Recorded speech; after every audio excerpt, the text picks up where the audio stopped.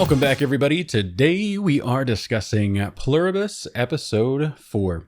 Please be sure to check out the link to my friend's Soundcloud. I know Soundcloud is kind of a meme, but it is a big place for creators to exist. And I cannot stress enough how leaving a comment about her music would mean the world to her. You would make her day. You would make a real impact on the heart of another human that you share this time with by pressing a few buttons on your keyboard. I want the creative people in my life to know the support that I have felt for years. And if everybody is okay with me shamelessly plugging my friends' projects till my dying breath, whoever they may be, whatever the project may be, I think it's important that we do that. Also, everybody needs to know birds aren't real. I don't know why why I feel the need to share this right now, but everybody needs to know this. Birds are government drones, and they always have been.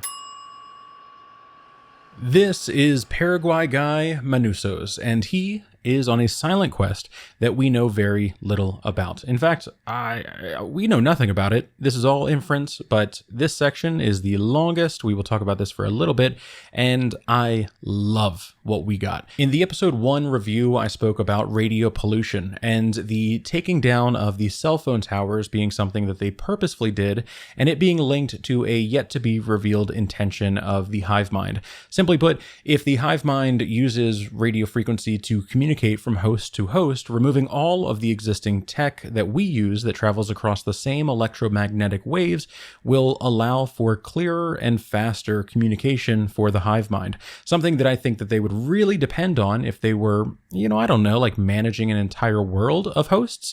I think he is looking into this for the same reason that Carol's phone gets a little choppy when the hive mind is first taking over and she tried to call 911. You've reached the altitude.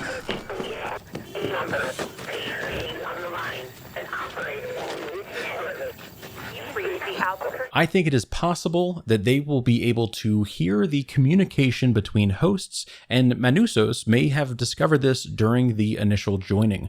Maybe he was at work, he was playing on his ham radio, World of Warcraft on the other screen, and suddenly he starts hearing crazy interference stopping his radio call with his girlfriend 2 cities away. It could have been a discordant symphony of voices, or it could have sounded like ungodly interference. Really, anything. But I imagine that he witnessed or experienced some kind of event if there was a large amount of radio wave communication going on while the joining was happening. But I don't think it's simply set dressing that we start this episode like we do, and I want to talk about ham radios and the World of Warcraft classic rogue named Abacus.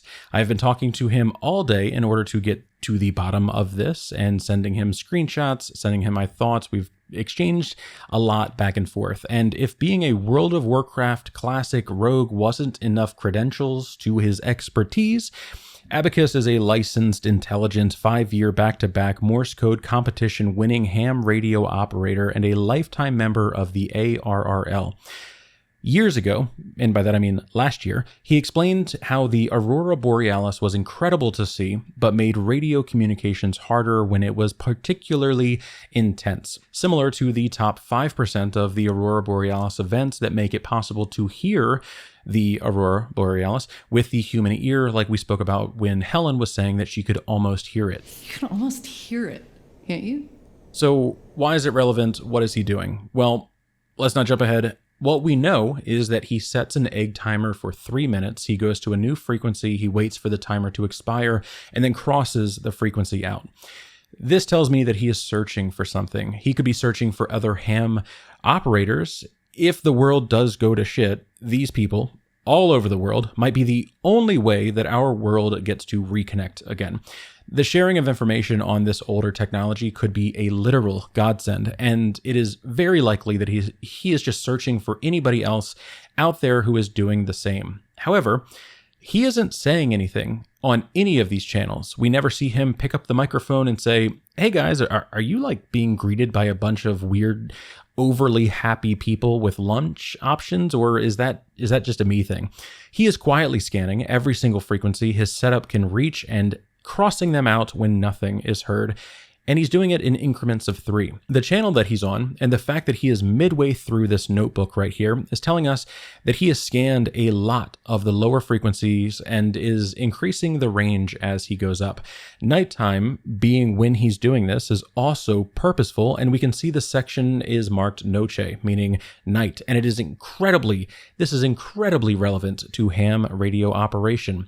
The ionosphere has less energy from the sun during the nighttime, so his signal can better reflect off of that and travel back to the planet. He is trying to get further.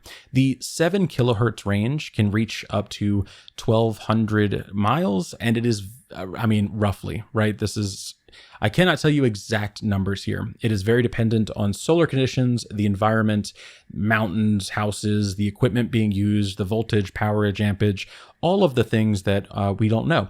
But if the hive mind took down these cell phone towers to remove radio pollution, the signal is likely getting further as well. He may need better equipment if he wishes to find another human capable of talking to him, but the point is, this is a technology that could either connect the world of humans once again, or allow him to tap into the exact frequency, the exact channel in which information is being sent and received between hosts, and give some killer insight into what is going on in all of their brains. The idea that they could spy or intercept or block or man-in-the-middle attack the hive mind communications between hosts is kind of, if we get any kind of certainty marker that this is how the hosts communicate, this opens a whole world of theory crafting for the possible attacks that you could have with ham radio operations.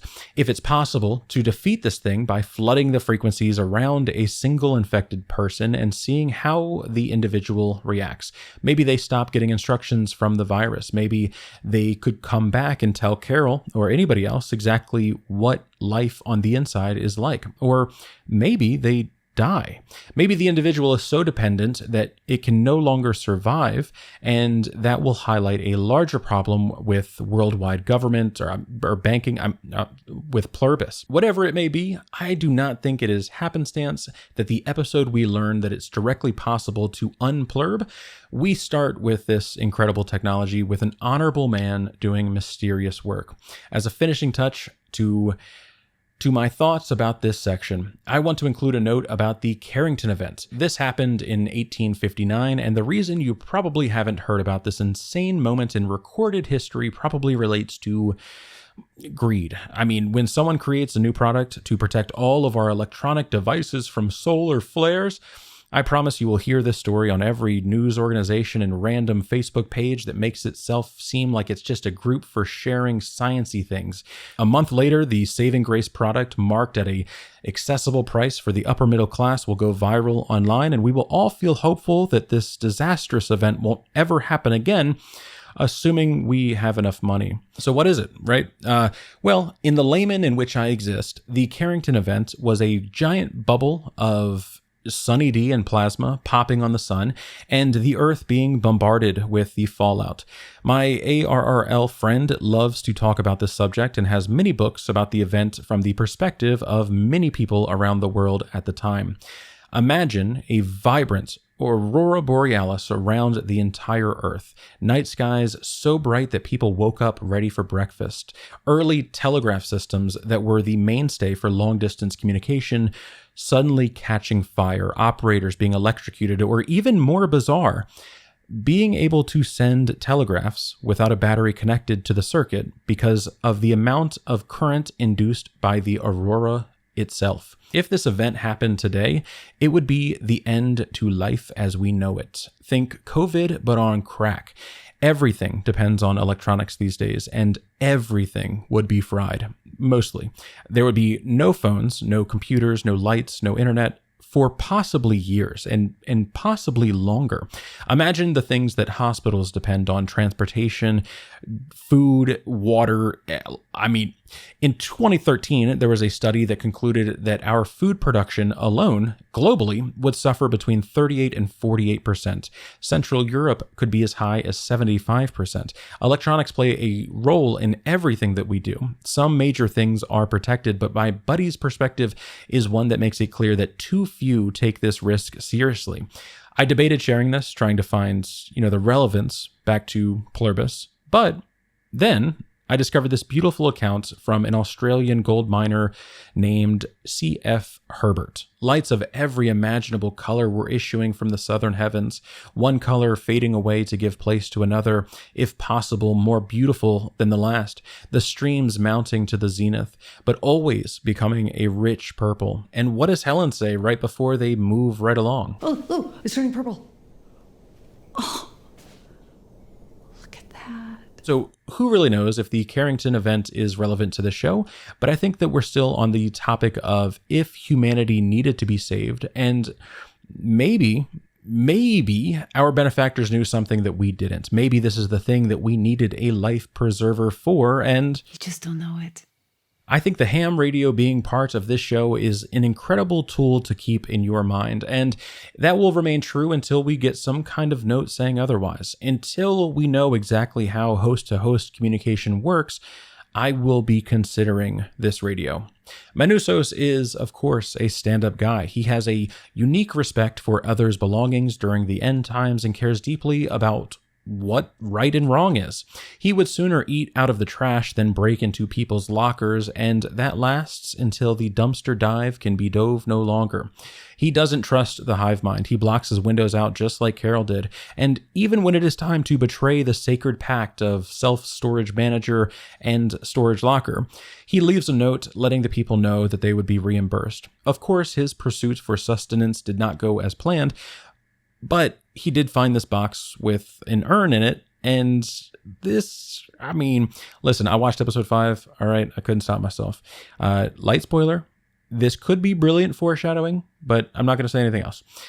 He then eats dog food. He shows exactly how, what he's dealing with when he is then suddenly called a bunch by a random American on the other side of the world, demanding his attention, and of course, it ends with, honestly, the look on his face after this moment says everything. He knows the hive mind is this uncanny force of positivity.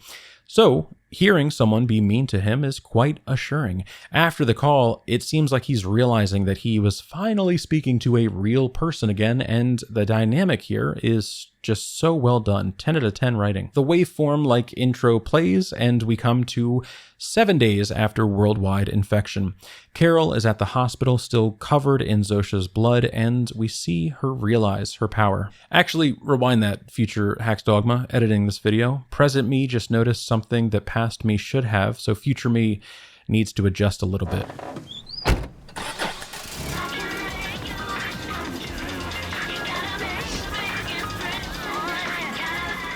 Radio waves and the radio towers are still functional in this area, and it is likely only for Carol's comfort. I can't imagine anyone in the hive mind just wants to listen to this right now, but the sound is bad. And we are absolutely seeing the effects of the hive mind radio waves interfering with the existing infrastructure.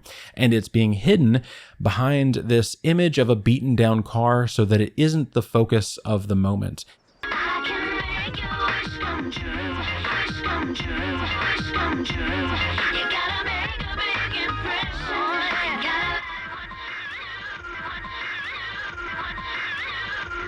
The radio doesn't suddenly start making noises like this because the car is falling apart. It's because the hive mind is communicating over adjacent airwaves. Hi, Carol. Carol also has a radio in her police car now. I have no idea if this could be used to get a signal from Paraguay, or if they have more secure channels so the interference isn't impacting them right now. But I've spent most of my Saturday reading and writing about frequency for a fictional television series, so at some point I just need to move on. The point is, it might be important that she has this. You're in my house? What the hell are you doing inside my house? Patching shrapnel holes. And we asked you if you'd like us to tidy up your house a little bit.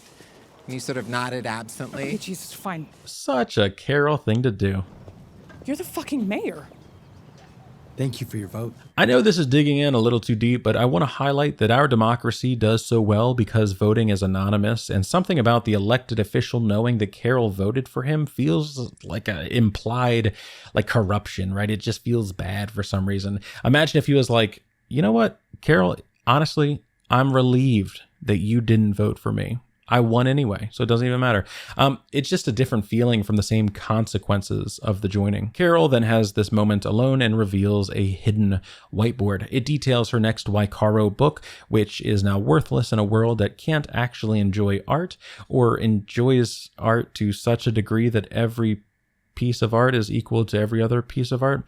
As much as I believe everything a person does can be seen as art, without the ability to weigh it, we might not have a reason to create more than gibberish, nothingness, things. I think that's really the point of the conversation coming up, is that art is kind of dead.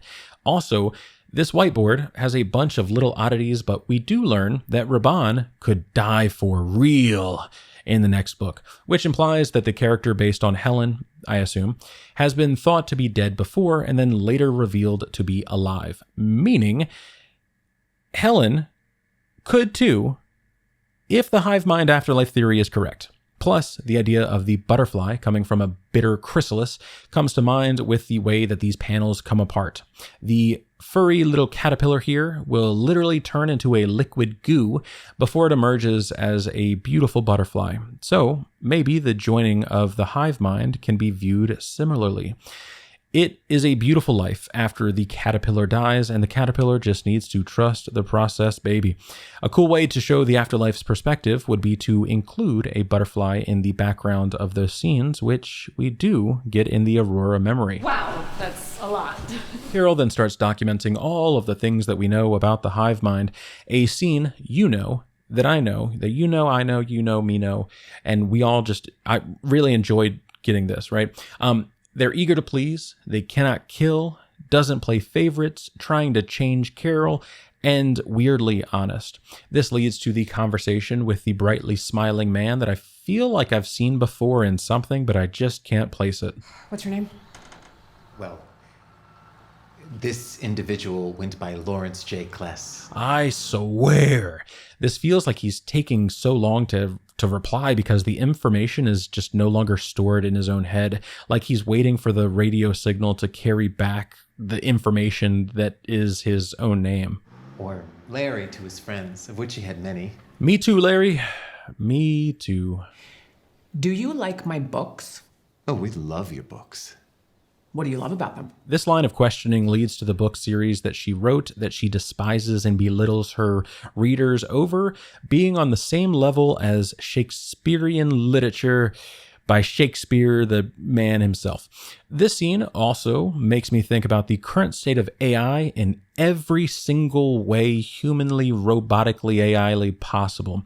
I use AI for work, not for creative work, mind you. I do not support the generative slop that is that. But for researching the next generation of cybersecurity, you better believe your bottom dollar that my company and every single company on earth are using AI for efficiency, to optimize, to remove all of the middle class from America, myself included. I'm very likely doing the very work that will lead to my very job being replaced by a largely AI system to save my company money until they raise the price of tokens and fuck all of the companies that fired their engineers.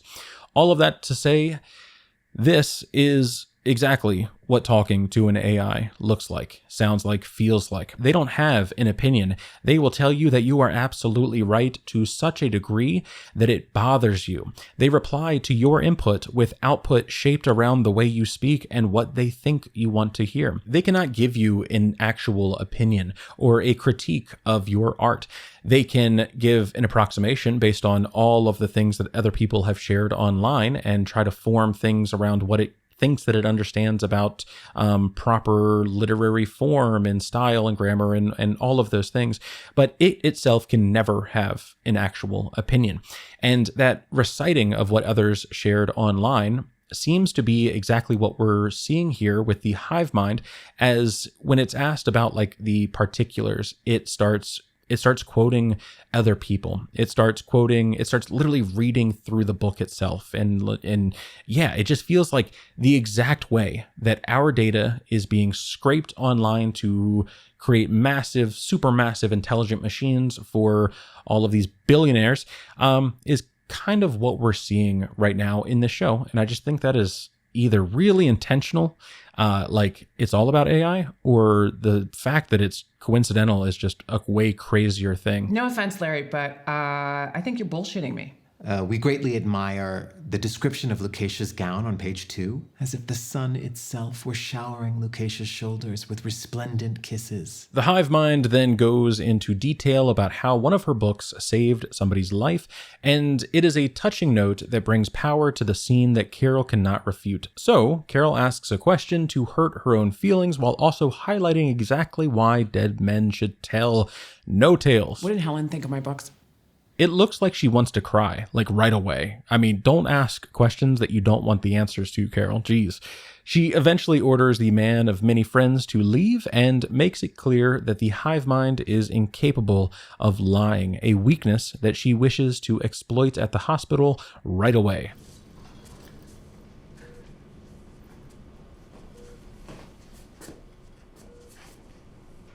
Hi, Carol. Throughout all of these episodes, we see them reacting in a similar way. Carol is about to enter the scene or is looking at them, and they know before she says anything. It carries the weight that they are always watching. They are always, omnipresent or something to that degree. But I think it's more to do with the way that radio waves are operating. Hear me out on this one, all right? Over the summer, while I was drunk on the beach, all right, enjoying some family time with me papa, there was this Facebook post that spoke about some kind of interconnectedness of the human brains, as if like there was a low frequency in which human brains were communicating with each other.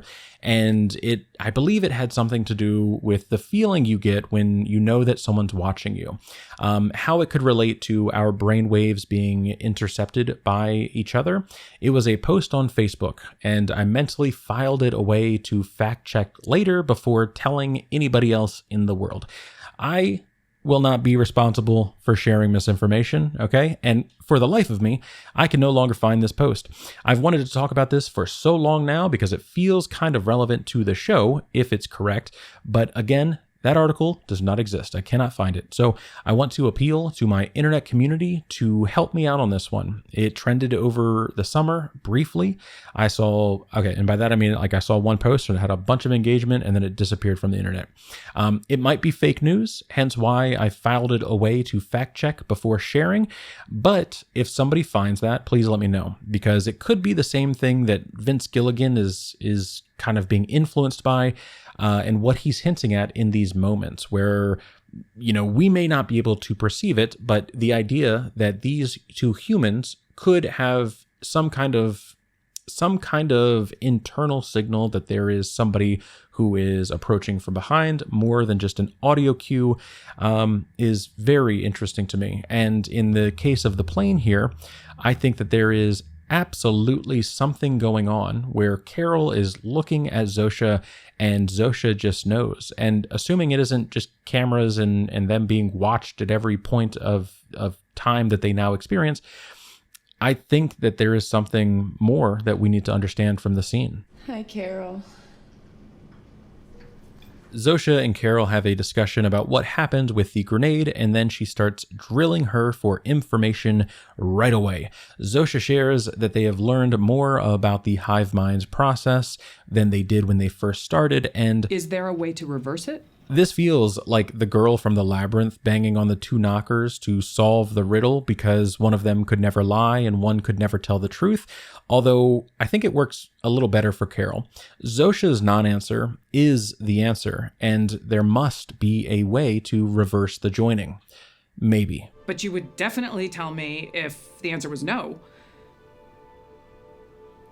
We're sorry you're so troubled by this. The even crazier thing would be that they couldn't answer because it would hurt Carol, something that we know that they must, try not to do as well. Carol wants for there to be a solution, so she sees it, she manifests. And while I think that there is truly a way, if the big finale twist is that there isn't, this scene was designed to account for both, while showing the hubris of our lead.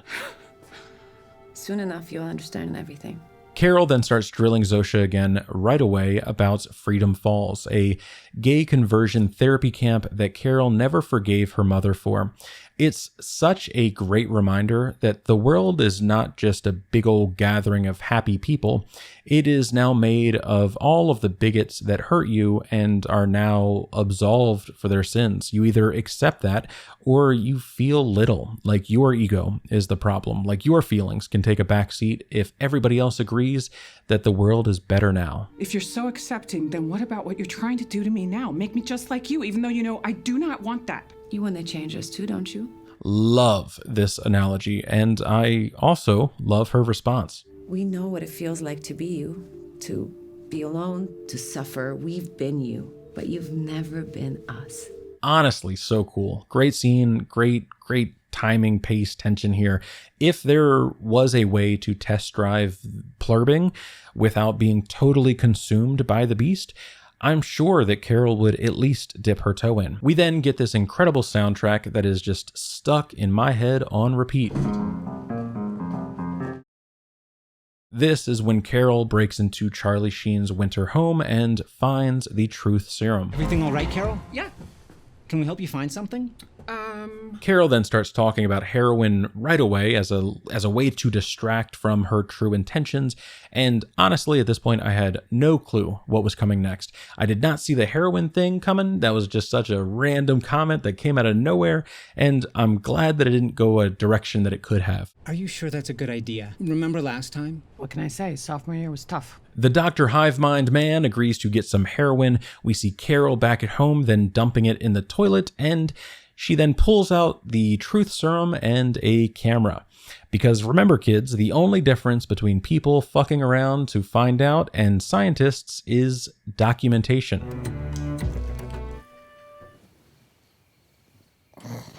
At this point still, I had no clue what she was up to, nor that this quote-unquote was truth serum.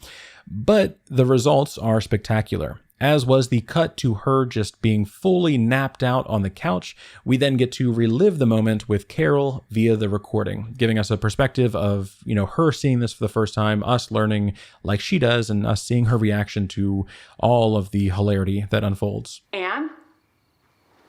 Why is she gotta be so goddamn fuckable? That's what I've been saying. Of course, it is just a funny little piece of inner truth, but the deeper reason is because they are manipulating you, Carol. It's worth truly asking this question. You lost your partner, and they bring your dreamed Raban to life. The others have their family members, and that is likely why they were so willing to accept the hive mind for what it is. But they chose someone that you would eventually disarm around, and now we're at a point of the show where I kind of want you to as well. Carol flushes the evidence of her admission and heads back to the hospital the very next day. We can see the milk truck in the background, which, slight spoiler for episode 5, does have some additional meaning. We then see Zosia wake up to Carol standing over her, and she drinks milk as well. We feel much better today. Good. That's good. How was the heroin? I threw it away. Oh. And before we move on, I do want to add a little note about heroin being the drug that she chooses before we, get into the final little bit of meat on this episode. Heroin does bad stuff to your brain, like shrinks your gray matter, which apparently you need, and also activates every feel-good receptor humanly possible all at the same time. Project Hail Mary, a book that I love, that I talked about on this channel, and a movie that is being made in March of next year, includes a scientist that wants her final hour to be spent tripping on heroin for the first time ever, because she has never done any drug in her entire life and knows that there is no heroin trip ever as good as the first. This is because of what heroin does to your brain. The first trip will literally always be the high that you're chasing, but you will never feel it again. The chase is what ruins people's lives if they make it through, the first trip ever, because the rest of your body just slows down and, sometimes your heart just stops. But I think whatever happens in the brain while you're on heroin is something that could be used to disconnect someone from the hive mind or block the effects because you were too permanently brain damaged, adding weight to this line from earlier. We have a whole wing of bodies here recovering from physical addiction. Some might not make it. It's just a theory, of course, but hiding something like this in plain sight would be so insane, and if we get more mentions of drug-related severance or opioids in general, maybe it is worth checking out the possibility that some kind of brain-altering chemical could reverse the Pluribus, including what happens to Zosia in this episode. When do they let you out of here? I mean, when do you let you out of here? We then see Carol drugging Zosia and takes her on a little walk outside. What do you think the temperature is? It's currently 27.778 degrees Celsius, 82 degrees Fahrenheit. The worst part of being in their hive mind would be all of the people who use Celsius and the metric system in general. All right, I said what I said. British Weights and Measures Act of 1824, all day, every day, baby. All right, represent. Winds are 3 kilometers per hour from... The effects start to kick in, and I really have to wonder if we're not seeing her separated from the hive mind here, or if she is still getting signal and it's just really hard to understand. The information that she is sharing in this moment is absolutely information being sent to her, so the pause here... per hour from... From where? is showing us either a disconnect from the hive mind or her physical body having trouble. I wish it was something that I could say one way or the other, but using chemicals to mess up the brain may be a tool that Carol needs to keep in her tool belt. I need you to answer some more questions, okay? How do I reverse the joining? Carol is then begging for an answer. Zosia can hardly get a word out at this point. It is quite scary, and I feel really bad for Zosia. Is this making you sad? Don't be sad. Oh my God, the puppy dog eyes. I mean, look at her. She's so sad.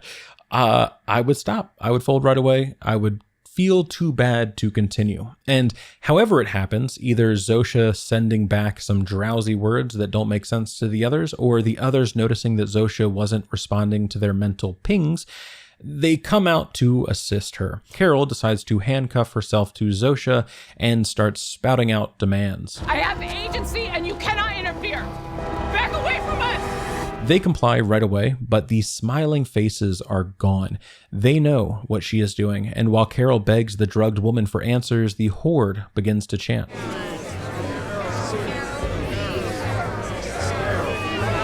The chanting joins the swelling music in the background, becoming a dissonant note on screen while our hero tries to make sense of anything and everything. Sadly, they still have a card up their sleeve.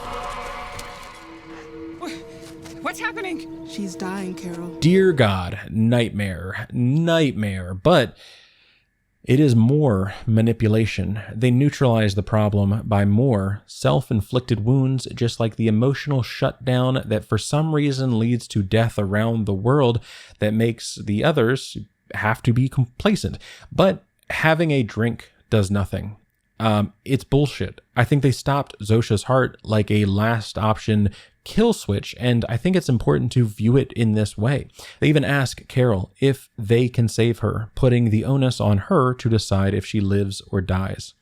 It just feels so much like the same manipulation that we saw before, and I have to see it that way.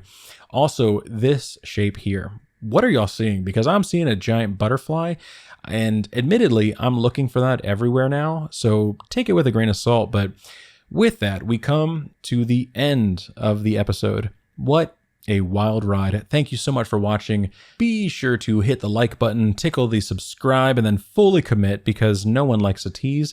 And then comment something that you like about yourself. Like, no joke.